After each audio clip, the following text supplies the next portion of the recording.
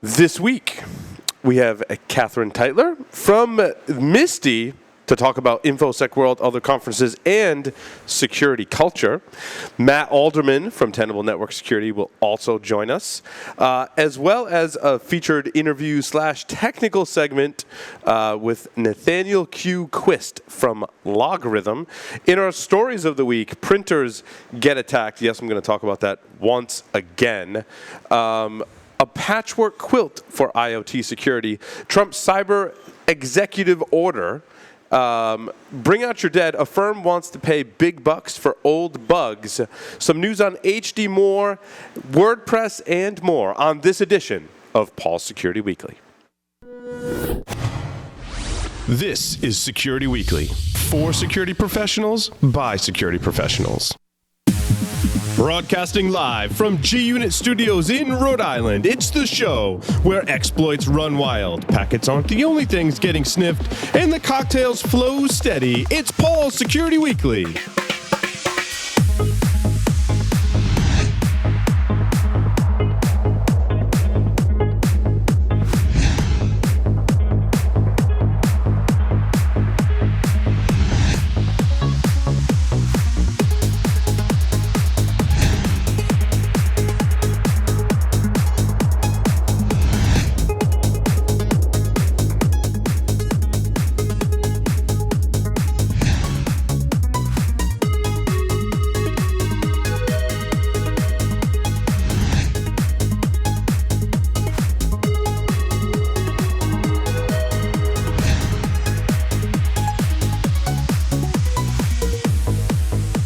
Brought to you by Gain control of cyber risk with Tenable.io, the first vulnerability management platform built for today's elastic assets like cloud, containers, and web apps. Discover a fresh, asset-based approach that prioritizes vulnerabilities while seamlessly integrating into your environment. Improve ROI with the first elastic licensing approach based on assets, not IP addresses. Tenable.io delivers the data and context you need to secure your elastic attack surface. Start your free Tenable.io trial by visiting Tenable.io. The average time between being hacked and realizing you've been hacked is 1 year. Can you afford to let an intruder roam your network for that long? Can your company weather the fallout when this comes to light? Black Hills Information Security can help find the bad guys in your network and train you to do it yourself. Email consulting@blackhillsinfosec.com to find out how a hunt teaming engagement can help you find a persistent threat in your network. The SANS Institute, the most trusted source for computer certification training and research. Visit sans.org to explore their full curriculum and latest training offers. Welcome, everyone, to Paul's Security Weekly. This is episode 499 for February 2nd, 2017. I'm your host, Paul Asadorian, broadcasting live from G-Unit Studios in Rhode Island. Very special show for you this evening. As always, we've got, this week, we've got some in-studio guests. We've got some people on via Skype and a fully packed show to run through this evening. I'll start by introducing, I'll let the lady go first. Katherine Teitler from MISTI is here with us. Katherine, welcome. Thank you. After some announcements and stuff, I'll read your full bio because I think that's important. As well as for Mr. Matt Alderman, who I want to read your bio, Matt. This is just the bio that they gave me that I feel is important to introduce you on the show. He is probably the coolest guy around, but he won't tell you that. He's the kind of guy you want by your side when fighting off an army of 10,000 pygmies with poison arrows. He can tell you what color your underwear is by looking into your eyes. He can eat a cheeseburger in one bite. Scientists have said that he is so hot, he may be the main reason for global warming. He's, you know what, doesn't stink. In fact, it smells like car polish. He was refused entry to the USA because his biceps were classified as weapons of mass destruction. He's in the Guinness Book of World Records for completing the most somersaults in a row, 126,253. Matt Alderman, welcome to the show. Thanks. I think that was your bio. I think that might have been mine that came up with me, but I thought it would be funny to read it on the show. It was actually. Good yes. Nonetheless. My wife's going, who's that? Who's that? Who's that? He can't even do one somersault. Never mind 126,253. You could do a somersault. All right. I can do a somersault. During the break, Matt's going to do a somersault. That's At least one. At least one. 123,000. On the lines via Skype, Mr. Carlos Perez is here with us. Carlos, welcome to the show. Hey, Paul. Happy to be here. Yes, nice to have you, Carlos. Mr. Michael Santarcangelo is here with us as well. While we're graced with Michael's presence on Paul's Security Weekly, this is a glorious occasion. Both Carlos and Michael on via Skype. This is so awesome. Your Southern exposure coming through, I guess. That's right. That's You know what? it's like I the saw shine. KT was on the show, and I was like, "Kids, you got to go out tonight. Daddy's got some work to do." Gotta be You know, it. Gotta be it. it's not even me. It's Catherine. I get that. I get that. Well, I get you every Friday. You do. You do. We do have a glorious time every Friday, Michael and I. It's fantastic. It is a lot of fun. I was Minerva Labs really impressed me, and it takes a lot. I mean, we talk about security vendors on the show, all of our shows, all the time, right? That was a really cool. It is a theme. It is a theme. We do talk about security vendors. That was a really cool one. So. Yeah, Eddie was. I talked to him again afterwards, and he's one of those people that the more you talk to him, the more impressed you get, not the less. Like his grasp of leadership and the subtleties of nuance of stuff. I'm impressed. I wish them a lot of luck, and we'll learn from him again. We got some other good people coming up too. I'm excited about what we're going to cover. Absolutely. A couple of quick announcements. IT Pro courses now include Cybersecurity Analyst Plus, CCNA, Cyber Ops, ITIL Operation Support Analysis, Penetration Testing, Network Plus, and Ethical Hacking V9. IT Pro is introducing a new membership level soon. All current premium members will be granted the highest membership available. So sign up today at itpro.com/Security Weekly. Use the discount code SW30 and save 30% off for life. InfoSec World 2017 conference is being held April 3rd through the 5th at the Omni Orlando Resort at Champions Gate in Orlando, Florida. Security Week listeners receive 10% off the conference or World Pass using the code OS17-SW. Hear talks from Kevin Johnson, Rich Mogul, Corey Doctorow, and more. Visit infosecworld.misty.com, that's MISTI, to register today. And speaking of InfoSec World, we have Catherine here with us this evening. She's in the house. In the house. Catherine's the director of content for MISTI, where she's responsible for programming, information security conferences, workshops, and summits. She also writes on a variety of security topics for the company's InfoSec Insider and contributes articles to third-party security media. Previously, Catherine was a director of content at INS, where she built the research program for subscription clients and has held various editorial and sales roles at CFO Research, Forrester Research, and BitPipe, which is acquired by TechTarget. Catherine, welcome to the show. Thank you for having me. It is nice to have you here. Many in the security industry are like, "Who's Catherine?" And I'm like, "No, like some of us know Catherine really well and consider her part of the security community." I and hope I think so. it was fabulous to have you on the show. I don't know how we first got in touch with each other. One of my mutual friends in security was like, "Hey, you got to talk to Catherine to get this InfoSec World thing," and I'm like, I don't know InfoSec World. I don't know Catherine, but I was hooked instantly. So, Yeah, 2 years ago was your first talk. yes. And I don't remember who introduced us, but Kevin, maybe? Kevin It could have Johnson? been. It could have been Kevin. Yeah, you came in, you did your talk, and you left. But last year you stayed. I did. Ooh. And now we're staying even like long. We're in it Right. for the long haul now in every InfoSec World in Orlando, which is great. It's your shirts. I don't want to say sold out because you were giving them out, but Yes. you ran out of your shirts. They were a big hit. The They were Hack Naked huge. T-shirts, Yeah, I which bet they sometimes do. we get flack for, but your audience was all. They were all in. They were all loved in. them. And who can not want to go to Orlando in April? It's like perfect time. It's a warm place. It is a a warm warm place. place, It's yeah. nice It's- to go to Orlando. Better than Vegas in August. That is true. definitely true. Definitely true. Definitely true. Way true. It's probably better than RSA in Singapore in July or Abu Dhabi in November. That's too. right. That's right. Really hot. Abu Dhabi's probably cooler than Orlando, but, Orlando's easy to get to. It That's is. true. It is. Yeah. So now you've done some writing for the security industry. How did you get started in now your background wasn't in security, but then you made the transition in security. How did that happen? So I was in sales, and I was in sales by accident for many years, and I didn't really like it. I'm not a salesperson. I don't like the whole sales thing. And when I was at IANS, there was an opportunity, and I've always written, and I've always written my own sales materials, marketing materials, things like that. And there was an opportunity at IONS, and I just said, okay, this is what I'm going to do now. And so I was fortunate enough to be able to do that. And when I left there, just started writing more. And it's really fun because I get to be a little weird where, at conferences. And that Get to fits in geek the out a bit. security culture. It's Yeah, true. weird. It's true. I don't know if there's another industry where I'd fit in without being a security person or security practitioner, I should say, the way I do in security, because weird is good. It is. Yeah. It is, absolutely. So what are some of the topics that you have written about recently? So I just published a couple of things, identity and access management, why passwords suck, signs you've been breached. We sort of cover the gamut of things. There's a lot of leadership stuff. Michael and I talk about leadership all the time. I'm sorry. And what leadership is and what it Michael isn't. can talk a lot about leadership. You can just say, Michael Or the can lack talk thereof. a lot. He can talk a lot. And then in leadership, it's like in overdrive, Michael. We do. We talk about that a lot. But it really runs the gamut. It depends on what we're hearing from our attendees at conferences. And we're trying to get better about that because we don't have a great feedback mechanism right now.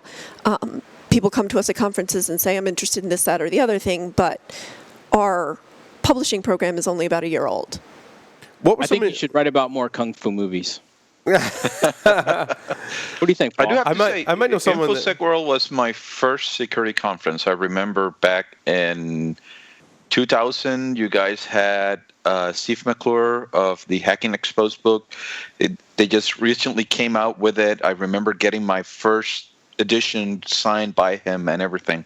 And that was actually when I shifted from being on the defensive over to the offensive side in security. It's actually, this is our 23rd year. Wow.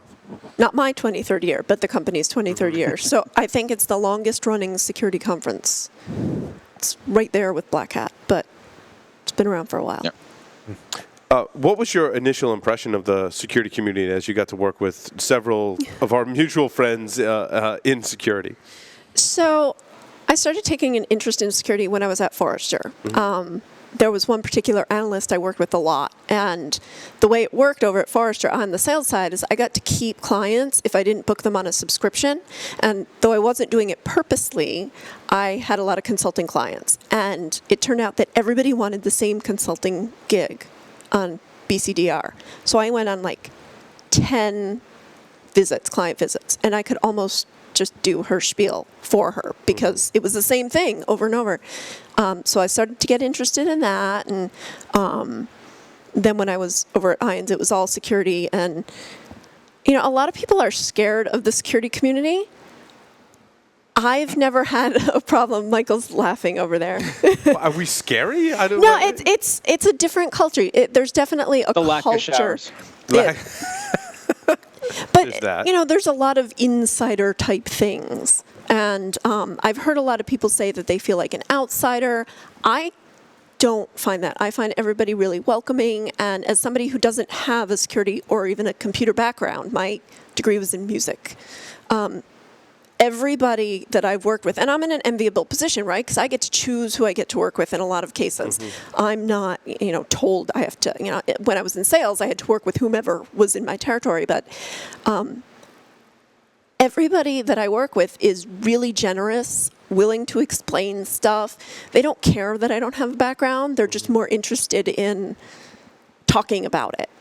And if that helps me, that's awesome. If it helps them, it's awesome too. Yeah, so it's only been good. I've never felt like an outsider. Maybe that's me living in my little bubble, but I've always found it a pretty welcoming community. I think that's part of your personality as well, that you're very welcoming of the security community. And I think through that, you've put together a really interesting conference in terms of balancing some of the business aspects of it, as well as some of the security community, as well as some of really hacking type talks at your conference. You really run the full gamut. What's your selection process like for the talks and people that you choose to work with and invite to the conference? So we're actually doing a CFP now for an event in Denver, as a matter of fact. Nice. Yes. So we always do a call for presenters, call for speakers, and we get a decent number in. But I also like to go out to people that I know who do interesting things, who can give great talks, who can fit in the program wherever. Because with a call for speakers, you can only know so much unless somebody on the committee. For InfoSec World, we have an advisory committee, and they look over the talks as well. And when I go through, you have to submit your talk, your title, your abstract, everything, and then I'll go out and I'll look on YouTube and read through Twitter and look at their LinkedIn and try to get as much information, but it's still only on paper or on screen. So it's really a process of figuring out what do we have. There are about 125 speakers at InfoSec World. There are 70 tracks on the main program. We have 10 workshops and 3 summits. So when somebody submits for a CFP, actually this is one question I get all the time, how do you make your decision? It's not necessarily just who we think the best talks are. It has to fit into the conference. We only have so many talks on information protection. We only have so many talks on threat intelligence. It can't be, just one topic.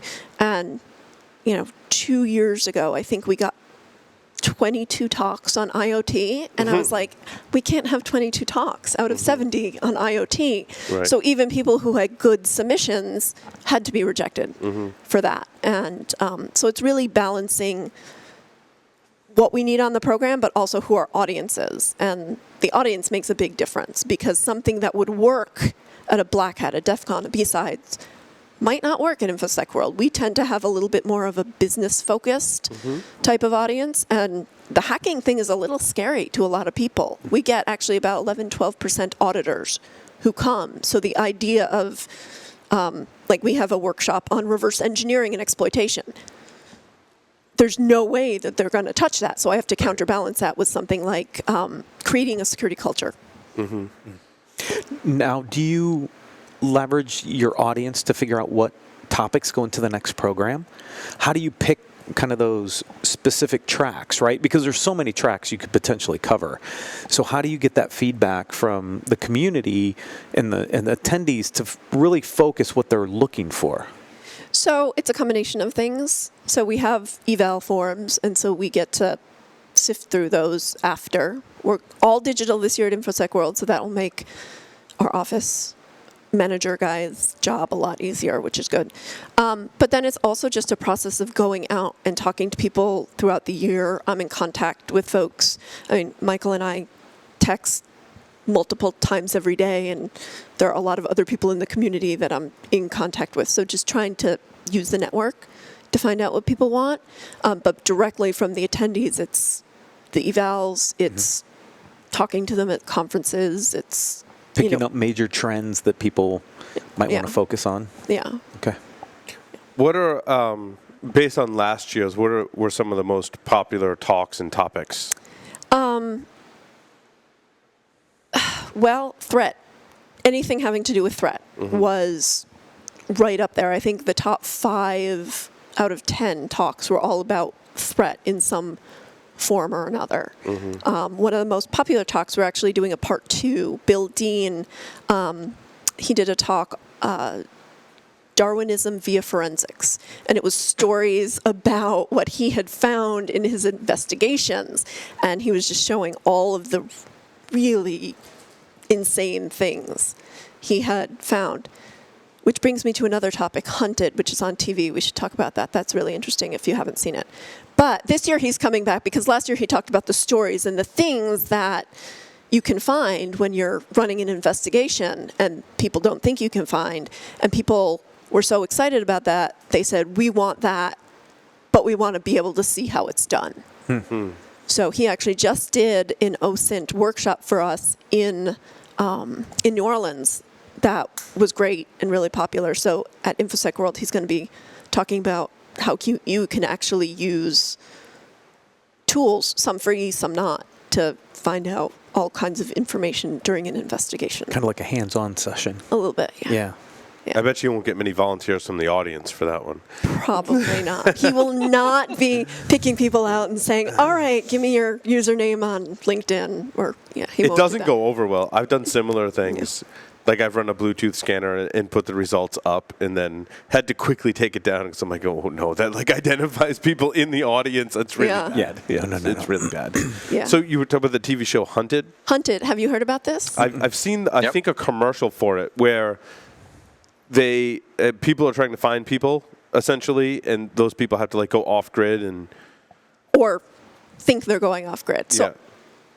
I was just home last night and I turned on the TV just winding down before bed, and it's really interesting because they have all these like ex-CIA and FBI and a whole team. I think there are maybe 20 of them, and they have these teams of 2 who are supposed to be hunted, and they have to figure out how to escape. And sort of in our society there's no way to escape, and even these people who think that they're being crafty by picking up burner phones and borrowing other people's phones and getting rides from people, there's really no way. But it's really cool because you can watch all of the people looking for the hunted and how they go about finding people. And like last night, they went into this one woman's apartment and they did, the old thing from when you were in school with the pencil. And they found her calendar, and they found their entire plan for how they were going to get away from the hunt team. So it was interesting. It was really cool.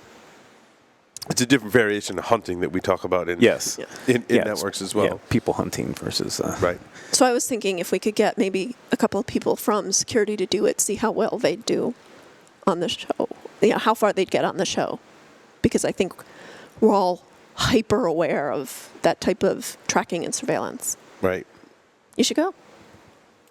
If I can get drones to like, they found one guy my... via a drone. Well, I want drones so I can disrupt my people who are trying to find me. False flag operation. That's right. Yeah. See, I've got a question for you, because you and I have talked about this before. The less sexy topics sell well, so there's always people looking for the basics. So how do you make that interesting, or how do you convince somebody to submit a talk on something that is judged more basic, but that frankly people are probably struggling with? How do they make that interesting so that people show up to it and get value from it? And how do you figure out how to bridge those two? Well, it depends on the tracks, because we have 7 tracks, and there are certain tracks that lend themselves to some of the less sexy topics, like GRC. I love that topic. We can talk GRC all day long. As soon as you said that, Matt used to work. I can make GRC sexy. Yeah. Come on. Well, then maybe you should be asking him, Michael. Matt can try to make GRC sexy. That's. The fact of the matter is there are a lot of people who aren't focusing on the basics, and a lot of the incidents and breaches get caused by really stupid simple user errors. Things. Yeah, and it's not even like end user, but sometimes you can't help it. Phishing works, and it will always work, but not checking your accounts in Active Directory, that's dumb. But it's also hard to keep up with it, and so that's how a lot of this stuff happens. And so there are people who are at different stages. Somebody like Paul's not going to come in and talk about tuning your firewall. That's just I don't ever see that happening. But there are a lot of people who are really passionate about looking at the fundamentals and back to basics. So if Paul talked about Kung Fu firewalls, I would probably go. I just want to be on record for that. He is talking about Kung Fu. Can we do Kung Fu GRC? Yeah. Michael's razzing that'll make me it sexy again. My talk for InfoSec World is everything I needed to know about security I learned from watching Kung Fu movies. And I've actually given a test run of the talk because I was concerned that I wasn't going to be able to pull it off. Because I basically have like 14 different things that I learned from Kung Fu movies. And I actually defined the Kung Fu movie lessons first. And I'm like, all these Kung Fu movies I've watched, I'm like, there's like some varying themes and some things I learned from them. I'm like, and I related a couple of them to security. So I made a list of those 14 things, and I'm like, I think I can relate all of those to security. And then I gave it, and then people were like, no, that works. You did it. That works? You did it. Good. Because I was skeptical. I'm like, I don't know if I can pull this off. I might be talking too much about Kung Fu movies and not enough about security, but I think I got the balance right. So That's good. Cool. You've obviously become more skeptical of a lot of things digital since you've worked with security folks. What are some of the changes that you've made in your digital life as a result of hanging out with people like us that do hacking and security, as our jobs? I don't download any apps. I have almost no apps on my phone. I'm really suspicious of apps. I hate That's them. good. Yes. Very good. Banking apps especially. Yeah, and I don't use them. Any kind flashlight apps could be any kind. We've seen all kinds of apps. I do have to use my flashlight app because my cat kicks things under the couch. So I use the Yeah. flashlight app quite a lot. It's built in now. So you don't install the third-party flashlight Right. app. So certainly no third-party apps, but no apps. I'm suspicious of everything, but at the same time, I also realize that everything I do is being tracked anyway at some level. I use a password manager. I never give out my real phone number ever. I make phone numbers up all the time. I don't know why, but I don't ever give out my phone number. We've increased your level of paranoia. So much so that, when job. Marcus Random sends you a package, you're very concerned. No, actually, when it comes from Marcus, I know it's something fun. Yes. Soap. it actually was soap. It was soap. bet it No, was. that's true. When it came in the mail, and I thought, and I did for a split second, I went, but then I realized it was It's just soap. a soap. It was soap. Oh, soap. It was pretty awesome. Did you get soap? I did not get soap. He featured some soap on the show when we There you go. interviewed him and held it up on camera and stuff. So, yeah, some of it was kind of somewhat inappropriate. Yeah, soap I got PC soap. That's good. Oh, That's good. That's good. I got PC soap. I know a lot of people who got not so PC soap. Right. Right. Yeah. And so now InfoSec World branches out of straight security. Like Orlando is kind of like the straight security one, but you also kind of like even more popular is your auditor tracks and things like that, correct? Yeah, so we do have two sides of the business. There's the original business was all auditing, and security only came, I think it was about 15 years. No, I guess it was 23 years ago, but it didn't get popular until about 15 years ago. And so there's a whole other side, and we have Audit World and Super Strategies and ITAC, which is IT Audit and Controls, and a bunch of other audit events as well. They're pretty separate. Seeing more and more overlap in recent years? For a while there was, but it's actually my goal to keep them separate. Yeah, interesting. So you don't want the auditors in the InfoSec or? It's not that I don't want them there. They're welcome. Anybody is welcome to come to any of our conferences. It was getting to a point where there were a lot of audit topics on security, and there are always a lot of security topics on our audit conferences too. But the whole thing about audit is that it has to be this independent, objective oversight body. And I think the waters are getting really muddied. And I think, especially from the audit side, they want to be more involved in security. But their understanding of security is very different. And so when we talk about risks, even in the office, I have these arguments all the time. Risk means something different to an auditor than it does to a security person. And I think when you try to commingle audit and security, you start to confuse the message. Right, especially the risk message, because auditors try to put it into context of business risk, which we in security haven't done a very good job of. We think of severity and criticality and those sorts of things, where audit's trying to associate it to a potential business impact to report back up to the audit committee, up to the board. So, Which isn't a bad thing, because security should be thinking about business. But the way they think about security is, the way auditors think about security is very, very different. And we've had these conversations internally, and my preference would be to keep them separate and not have audit events at security conferences and vice versa. Because anybody can go. If you're an auditor, you're more than welcome at Security World. And if you're a security person and you want to go to our ITAC conference, that's great. But it's a very different focus. Got it, yeah. You mentioned IoT before. With all the IoT devices on the market, have we as a security community really shaped that for you and others that are non-security practitioners? Like, how much of an impact do you think we're we're making. I mean, certainly for you, you hang out with us security people a lot, so you're probably like, yeah, I'm not buying an Alexa. Maybe you are. I don't know. Actually, that's true. I don't have any IoT stuff in my house. Yeah, personally, it creeps me out a little bit. I know it's coming, and I know if I don't start to adapt and adopt, I'm just going to be one of those, crazy old cat ladies. But going to be? Oh, sorry.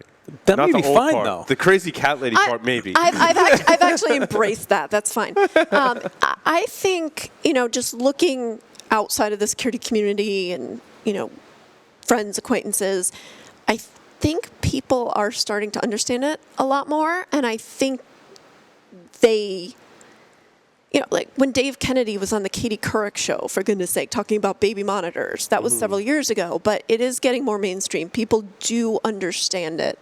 It's not strange to them. I don't think a normal person who's not in security thinks about the implications as much as security people do, but I think they're aware of it. And I think they have at least a basic understanding. When my, 73-year-old father is asking me how to implement two-factor authentication, it's pretty mainstream. That's really cool. That's interesting, yeah. Yeah.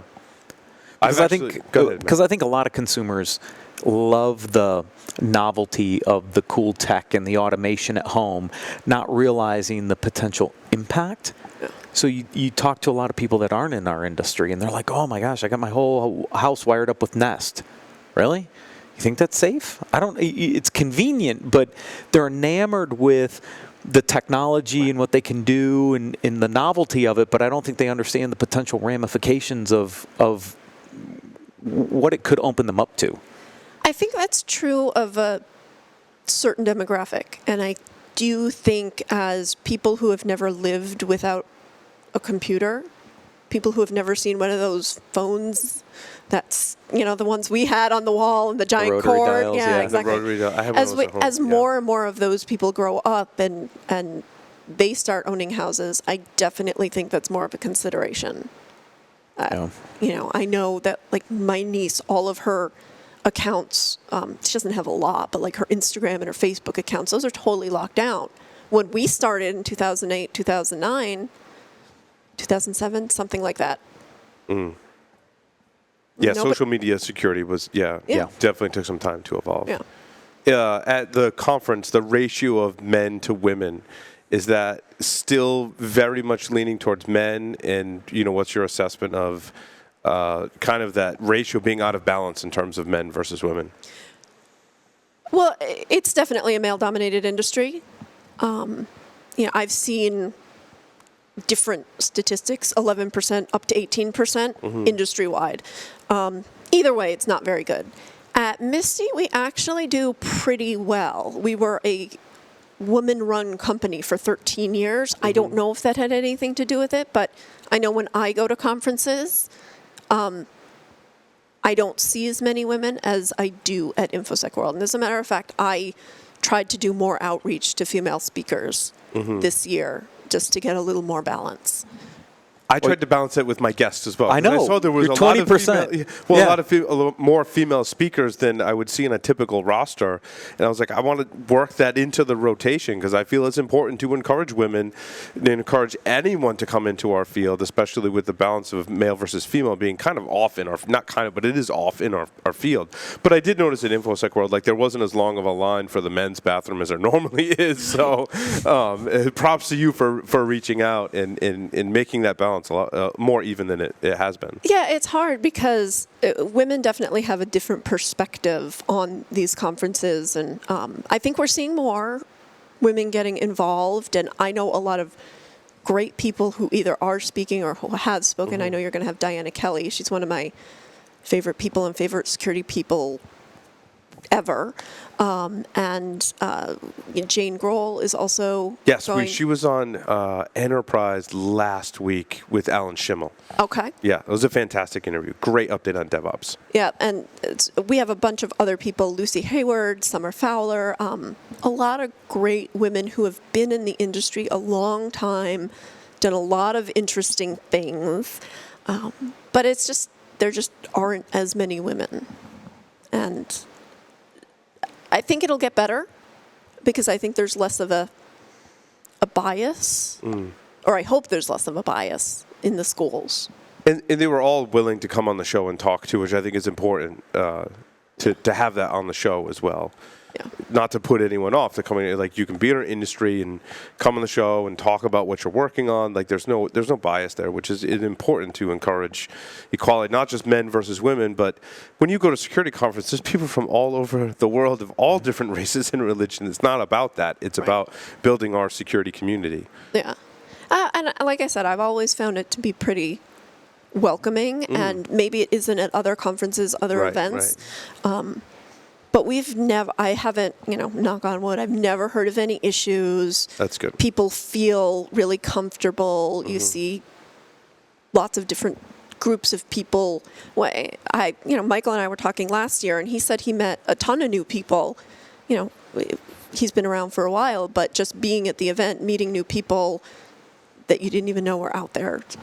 One of the reasons why I like InfoSec World is because of the diversity, in fact, because we went there and there were so many people that were like, hey, I've heard of Security Weekly, or, I listened to some podcast, and then other people are like, I've never heard of you. I've never listened to a podcast. So just that, to have that diversity as a conference is one of the reasons I've always liked to go to InfoSec World. So. Yeah, and it's really cool. We have, last year we had people from 22 different countries at InfoSec World. Awesome. Which is kind of neat. So this year you've got some great talk. I've seen your speaker roster because we're doing interviews with people from InfoSec World, so I get the luxury of cherry picking talks. Sometimes I tried to leave out people who've appeared on the show in the past, which immediately disqualifies most of my friends who've been on the show before. I wanted to get new faces on the show, and it was a great list to choose from. But tell us about some of the talks that are coming up at InfoSec World in Orlando this year. So I'll try not to talk about some of the people who have been on the show. Right. We know Kevin is a good friend of mine for a long time. Tom Eston, who I was chatting with the other day over a text message, yes, those people have been on the show. We know those people. So, but new and fresh faces are always welcome too. Yeah. So one of the talks that I'm really excited about is Randy Spett. He's a lawyer in D.C. He works at Cooley, and he's doing a session on watch out, another regulator is asking questions. And I think that's going to be really interesting because we've just seen the executive order that says for every new regulation that's created, 2 are going to be wiped out. It's an interesting approach to regulations. Without getting political, I think we're going to see an impact in our industry because cybersecurity is definitely a topic at the White House, and then we have this weird thing going on with regulation. So he's going to provide a little bit of an update and talk about some of the things that he's seeing. Darren, I'm looking forward to that because my personal belief is that I think there's some people that think that all regulation is bad, and some people that think that a lot of regulation or all regulation is good. And I'm like, no, it's somewhere in between. I mean, obviously, everyone's nodding their head, right? And I personally, in my businesses, have been affected either in a positive or negative way by regulation, and spoken with people like Cory Doctorow, who has some great insight into all of that.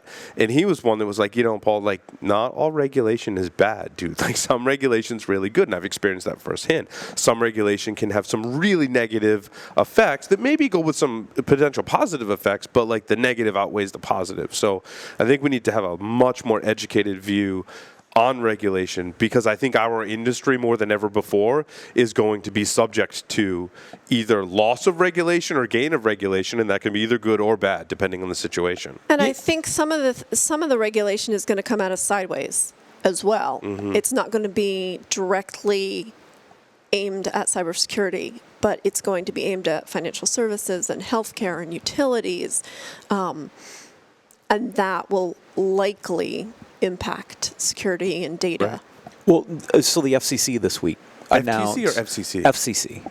I think it was the FCC. The FTC is the one that was suing. Is it the FTC that was suing Netgear, not Netgear, D-Link, and previously ASUS with the FTC, correct? Yeah, but I think FCC came out this week and said, hey, IoT vendors, you better get cybersecurity in your IoT taken care of. We're going to do it for you, right? So you're getting hints that things like IoT that don't have a lot of security built around them could be a target for new regulation. Just And we don't know if it's going to be a new regulation or it's just kind of the shot over the bow to say, hey, you guys got to think about this before you continue to put this stuff out there, because I think they're worried about the potential consumer impact. Yeah. So you see announcements like that this week. And you may see some more of that under this new administration of warnings, but maybe not regulation, but trying to get the industry right-sized to kind of take care of themselves in certain respects. My hope is that we don't know what's going to happen, and we don't even really know how security is going to be handled, but the Presidential Policy Directive 41 that Obama put through, it didn't really do much, but it's there, and so I'm interested to see if it evolves, because it was the groundwork, and he put a lot of money towards it, so it'll be interesting to see how things evolve from. That's because most people, when they drive regulations, want to say they did something, right? And Yeah. I'm fearful of the exact same thing. I accept Paul's premise that some regulation can be good, but Paul, the question I'm going to ask: what's the problem it's trying to solve? 9 times out of 10, when there's a regulation, they can't answer it beyond some broad, oogly boogly statement, in which case that just screws us, and we should have less of it. Yeah. So it'll be fun. It'll be good to listen to this talk, because I'll probably learn some things. Yeah, because I think you're right. In some of the regulations we've seen in the past, you see this kind of broad statement, not a lot of prescription behind it, so it leaves it open to Well, because interpretation. it's knee-jerk, right? You got to Right. do something. Do something. It's security. Do something. Right. By the way, right? I mean, think about our talk even today as we're talking about IoT and everything else. Okay, so what's actually happened from it that's bad? I know all the things that can go bad, and for the record, I don't use any of it myself. But what's actually gone bad? We keep telling people all these bad things are going to happen that aren't happening. Then we lose our collective minds when we have no proof of the bad things that we've been talking about. Oops. Everybody okay there? Yep. Now let's see here. It's just a keyboard. It's all good. It's all good. Nothing to see here. Nothing Was to it see an IoT? Was it an IoT keyboard? You didn't actually see it. You heard it. It was a Bluetooth It keyboard. was a Bluetooth keyboard, so it's And potentially my open to teleprompter's hacks. telling me that it can't recognize the keyboard. So, speaking of bad things happening, Michael, I think something bad just happened. Well, and it sounds. I mean, what I've come to realize more and more is that we in security either naturally or have trained ourselves to look at the downside of risk, to the point now that we forget that there's an upside to risk, which Vegas, since we already talked about it on the show, is very good at capitalizing on.